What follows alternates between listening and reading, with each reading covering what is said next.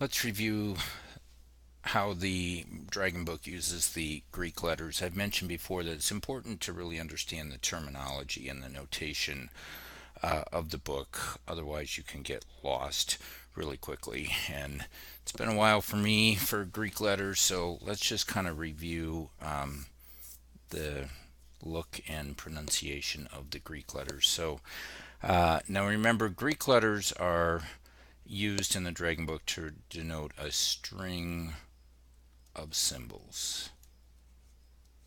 And that means it can be either a terminal or a non-terminal. Okay, so generally they start with the beginning of the alphabet, and they definitely use alpha, okay, and then beta,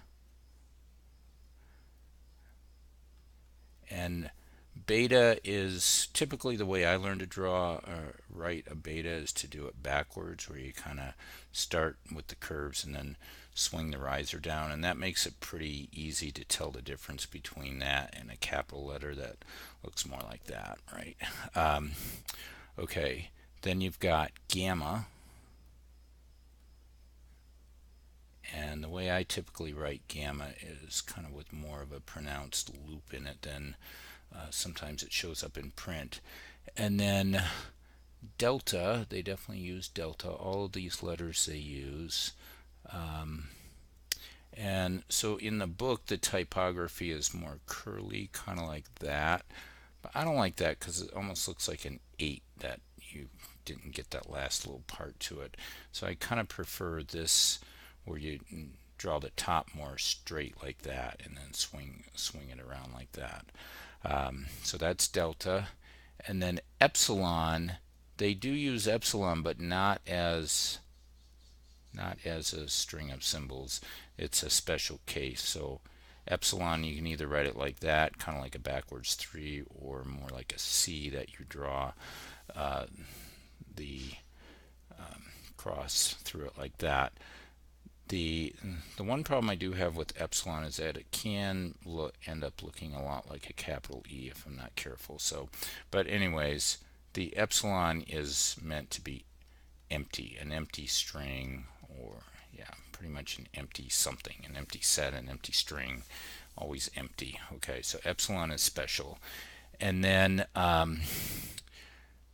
they generally skip zeta. I have not seen them use zeta. And, if you kind of think about zeta, I'm sort of glad that they didn't use zeta because, you end up getting something like that, which doesn't even look like a letter. It just looks like scribble on a piece of paper, right? So it's kind of hard to write that. And they always use lowercase letters, so I haven't seen them use zeta. They do use the next letter though, which is the eta. So generally that will look kind of like that, or maybe you can put the little curly thing on the beginning there. So it almost looks like an N, like a calligraphy N where you've dropped the riser down. So eta, it's important when you're reading this to be able to pronounce these in your head, or for me if I'm talking, to be able to speak the letter. So it's good to know the letter and the pronunciation of the letter. And then really the rest of these, I have not seen them use any of these other letters. So it's primarily just these first letters: alpha, beta, gamma, delta, and then epsilon, which is kind of special, and then eta